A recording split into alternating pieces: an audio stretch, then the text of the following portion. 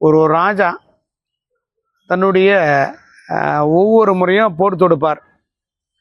வேறு ஒரு நாட்டை போய் ஆழ்வார், வேற ஒரு நாட்டை கைப்பற்றுவார்.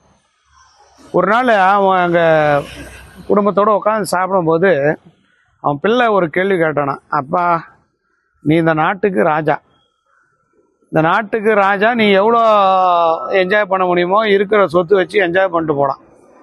நீ எதுக்கு அடுத்த நாட்டை போய் கைப்பற்ற, அங்கே இருக்கக்கூடிய மக்களை ஏன் துன்புறுத்துற?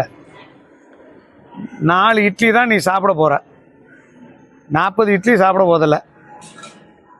கிட்டத்தட்ட ஒரு அரண்மனை சுற்றி ஒரு 60 பில்டிங் இருக்குது, 60 ரூம் இருக்குது. ஆனால் நீ தூங்குறது ஒரு ரூமு தான்.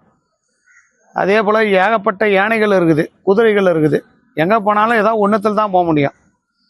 அதனால் நமக்கு எதுக்கு வீண் ஆடம்பரம் தேவையில்லைன்னு பையன் அட்வைஸ் பண்ணானா. இப்போ இருக்கக்கூடிய ஜென்ரேஷனை வாழ்க்கையை உணர்ந்துட்டாங்கன்னு தான் அர்த்தம்.